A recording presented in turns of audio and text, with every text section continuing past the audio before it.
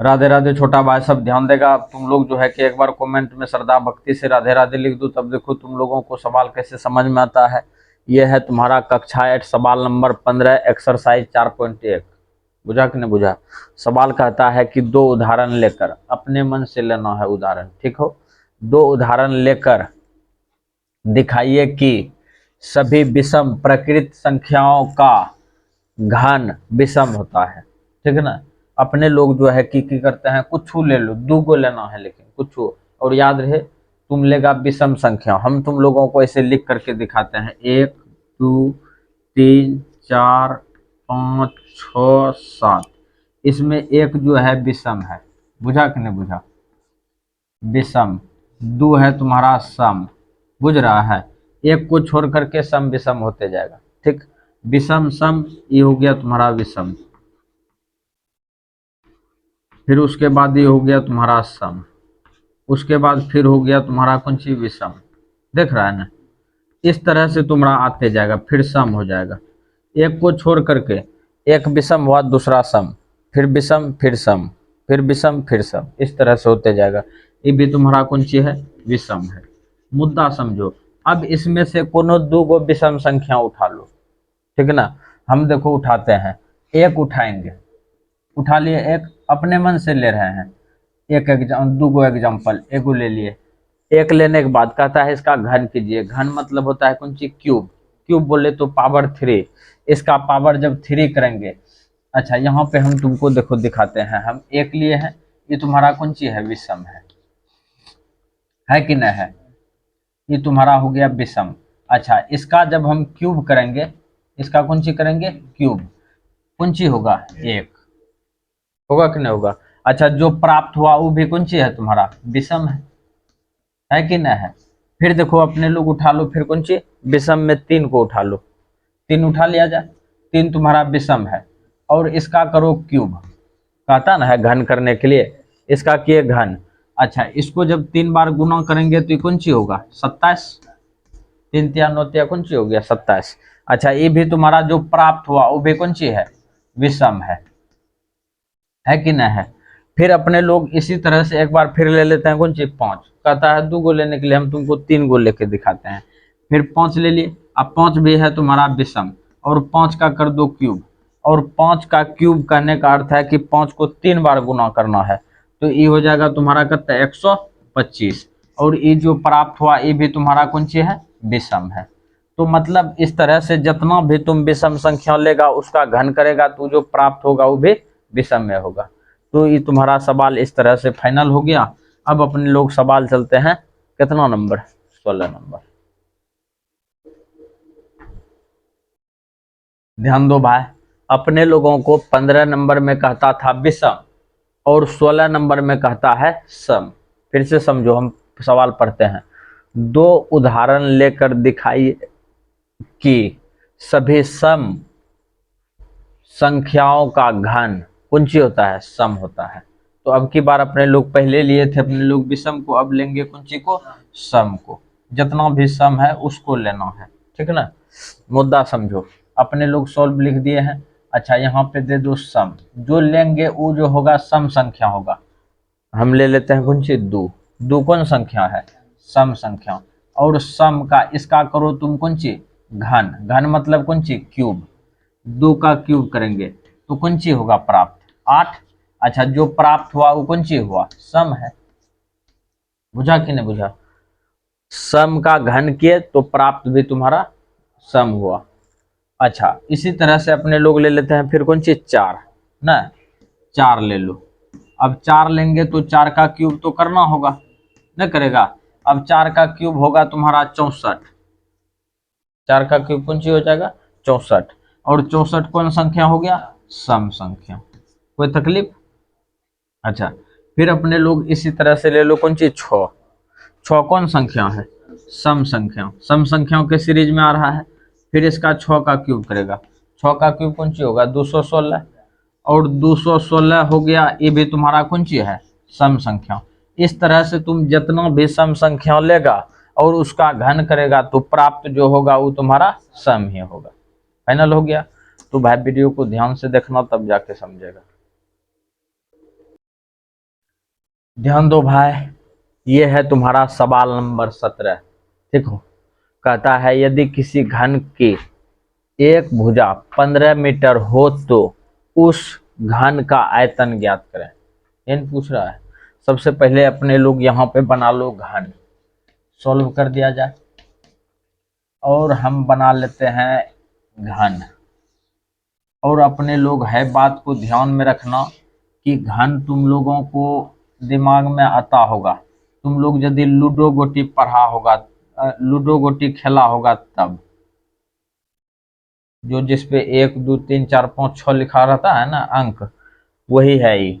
और उसका सब किनारा बराबर होता है, भुजा एल, ये भी तुम्हारा हो गया एल, ये भी एल, मतलब ये जितना भी भुजा है सब तुम्हारा कौन सी हो गया, एल एल। ठीक, सब बराबर होता है।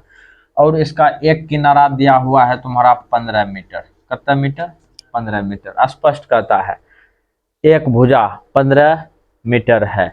तो है बात, फॉर्मूला तुम लोग याद रखना कि घन का आयतन बराबर घन का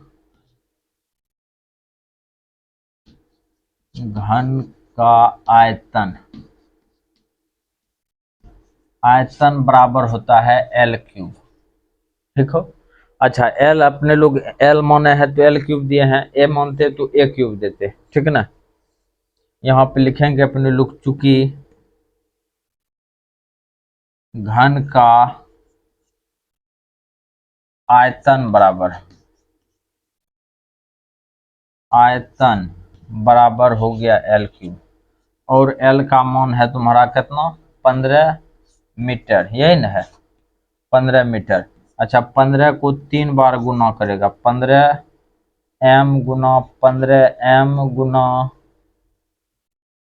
गुना 15 एम। ठीक ना। अच्छा, तुम लोगों को यदि शुरुआती वाला वीडियो याद होगा, हम तुम लोगों को 1 से लेकर के 20 तक का क्यूब लिखाए थे। 15 को 3 बार गुना करेगा तो ये आएगा तुम्हारा 3375, 3375 एम गुना एम, तो एम क्यूब। ये तुम्हारा सवाल यहाँ पे फाइनल हो गया। वीडियो को लाइक करेगा, अपने दोस्तों के साथ शेयर भी ध्यान देगा भाई। ये है तुम्हारा ऑब्जेक्टिव सवाल। और सवाल नंबर है 18, कहता है कि बताइए निम्नलिखित कथनों में से कौन सत्य और कौन असत्य है। तो अपने लोगों को सत्य और असत्य लिखना है खाली, बुझा कि नहीं बुझा। तो सत्य और किस में लिखना है, सत्य किस में लिखना है, असत्य उस बात को समझो। कहता है किसी विषम संख्याओं का घन सम होता है। अच्छा, तुम लोगों को इसके ऊपर में हम 15 नंबर में सवाल बताए हैं, 15 और 16 दो सवाल बताए हैं ना, उसमें हम क्लियर करके लिखाए थे कि यदि विषम संख्याओं का घन करेगा तो विषम में होगा, 3 का घन करेंगे तो 27, विषम हुआ ना। और अपने लोगों को यहाँ कहता है कि विषम संख्याओं का क्यूब सम होगा, तो असत्य है, सीधा सी बात है। तो ये हो गया तुम्हारा असत्य। अपने लोगों का आंसर हो गया तुम्हारा कौन सी, औसत, 1 नंबर का औसत। अब दूसरा नंबर में कहता है एक अंक वाली संख्याओं का घन एक अंक वाली संख्या हो सकता है। फिर से समझो, एक अंक वाली संख्याओं का घन एक के अंक होना चाहिए। जैसे 1 का क्यूब करेंगे तो कौन सी हुआ, 1 के हुआ कि नहीं हुआ। और लेकिन जब 2 का क्यूब करेंगे तो कौन सी होगा, 8। 1 के हुआ कि नहीं हुआ। ये कहता है हो सकता है, सही बात है, हो सकता है तो हो गया, हुआ कि नहीं हुआ। तो इसको अपने लोग लिखेंगे कौन सी, सत्य। इसका आंसर हो जाएगा तुम्हारा सत्य, 2 नंबर का हो गया सत्य। अब यही बात चलते हैं तीसरा नंबर में। तीसरा नंबर में की कहता है उस पर थोड़ा विचार करो। देखो 3 नंबर की कहता है एक पूर्ण घन 2 शून्य पर समाप्त नहीं हो सकती है। बात तो सही है। जैसे मान लिया जाए कि 10 हम लेते हैं, ले लियो, और 10 ले लिए, इसका क्यूब करेंगे तो 10 को 3 बार गुना करेंगे, 10 गुना 10 गुना 10, और इसको गुना करेगा तो ये हो जाएगा 1000। सवाल कहता है कि 2 गो शून्य पर समाप्त नहीं होता है। बात तो सही है, 2 गो शून्य पर कहाँ समाप्त हुआ, ये तुम्हारा 3 गो शून्य पर समाप्त हुआ। तो इसको लिखेंगे अपने लोग कौन सी, आंसर में 3 नंबर का आंसर हो गया तुम्हारा सत्य। बुझा कि नहीं बुझा। तो अब अपने लोग बनाते हैं 18 का चौथा। ध्यान दो भाई, ये है तुम्हारा सवाल नंबर 4। सवाल बनाने से पहले सवाल पढ़ो तब जाकर के बनेगा। कहता है यदि किसी संख्या का वर्ग 5 पर समाप्त होता है, कोनो संख्या लेगा, उसका वर्ग करेगा, 5 पर समाप्त होता है, उसका वर्ग याद रहे कि जैसे हम 5 गुना 5 करते हैं तो कितने पर समाप्त हुआ, 5 पर हुआ कि नहीं हुआ। फिर देखो 25 गुना 25 करते हैं, कितना हो गया 625, ये कौन सी पर समाप्त हुआ, 5 पर, ये भी कौन सी पर समाप्त हुआ, 5 पर, हुआ कि नहीं हुआ। अगला मुद्दा समझो, हम यहीं पे तुमको दिखाते हैं। ये तुम्हारा कौन सी के हैं, वर्ग के हैं। ये है तुम्हारा 5 का स्क्वायर, ये है तुम्हारा 25 का स्क्वायर, है कि नहीं है। अच्छा, मुद्दे को समझना। अपने लोगों को कहता है क्यूब करने के लिए। यहाँ पे समझना, अगर यदि हम 5 का क्यूब करेंगे तो 5 गुना 5 गुना 5 125 होगा कि नहीं होगा, 125। ये देखो, ये जो कहता था 25 पर समाप्त होगा, एगो हो गया है समाप्त, हुआ कि नहीं हुआ। अच्छा, फिर अगर यदि अपने लोग यहीं पर यदि तुम 15 का क्यूब करता है तो 15 गुना 15 फिर गुना 15, और तीनों को जब गुना करेगा तो ये हो जाएगा तुम्हारा 33 75। अब देखो ये 25 पर समाप्त हुआ, ये 25 पर समाप्त नहीं हुआ, तो ये कोनो एंगल से सत्य है, नहीं है।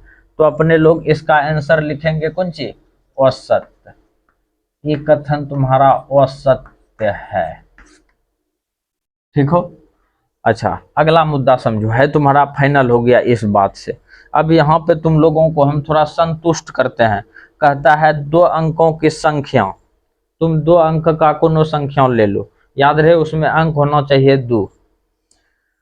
2 अंक की संख्या का घन 3 अंक वाले संख्या हो सकता है। मुद्दा समझो, अगर यदि हम लेते हैं 10, इसमें देखो 2 गो अंक है, गिनो 1 2, 2 अंक हुआ कि नहीं हुआ।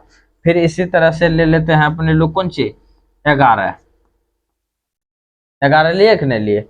अच्छा, अपने लोग यदि यहाँ पे 10 का घन करते हैं, इसमें 2 अंक है तो इसका घन करेंगे तो 10 गुना 10 और गुना 10 गुना करेंगे तो ये हो जाएगा तुम्हारा कितना, 1000।